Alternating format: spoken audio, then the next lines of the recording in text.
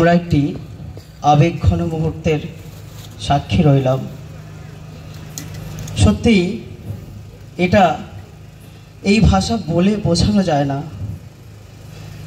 ক্রমাগত একটি বছর লড়াই করার পরও বিচার আজও অধরা। তাই আমি সেই তার রেস্ট নেই বলতে চাই, যে পিতা সন্তানের লাশ শনাক্ত করতে ভয় পায় আমি তাকে ঘৃণা করি।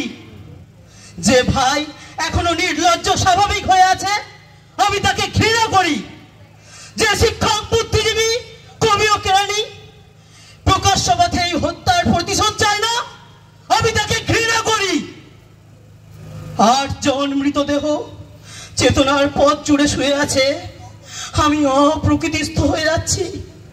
আর জোড়া খোলা চোখ আমাকে ঘুমের মধ্যে দেখে, আমি চিৎকার করে উঠি। আমাকে তারা ডাকছে অবেলায় উদ্যানে সকল সময়।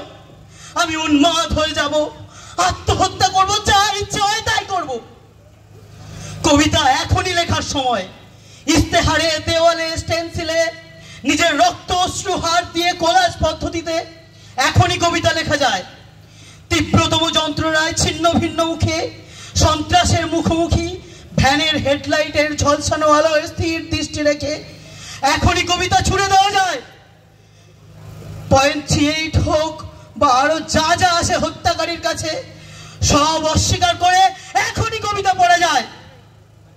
লকআপের পাথর হিম কক্ষে ময়না তদন্তের হ্যাজা আলোকে কাঁপিয়ে দিয়ে হত্যাকারীর পরিচালিত বিচারালয়ে মিথ্যা শিক্ষার বিদ্যায়তনে শোষণ ও ত্রাসের রাষ্ট্রযন্ত্রের মধ্যে সামরিক অসামরিক কর্তৃপক্ষের বুকে কবিতার প্রতিবাদ প্রতিধ্বনিত হোক।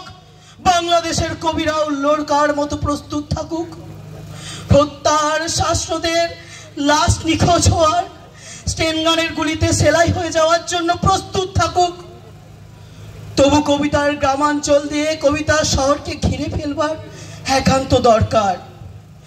এই মৃত্যু উপত্যকা আমার দেশ না, এই জল্লাদের উল্লাস মঞ্চ আমার দেশ না, এই রক্তস্নাত কসাইখানা আমার দেশ না, এই বিস্তীর্ণ সমাজ আমার দেশ না, এই রক্তস্নাত কসাইখানা আমার দেশ না। আমি নবারুণ ভট্টাচার্যের একটি কবিতার কিছুটা অংশ আবৃত্তি করার চেষ্টা করলাম।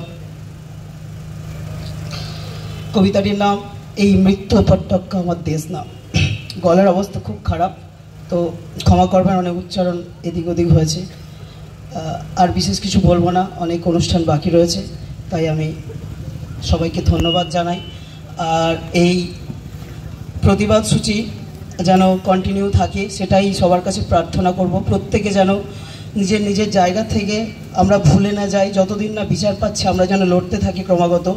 তাই লাস্ট একবার বলবো, we demand, we demand, we demand. ধন্যবাদ।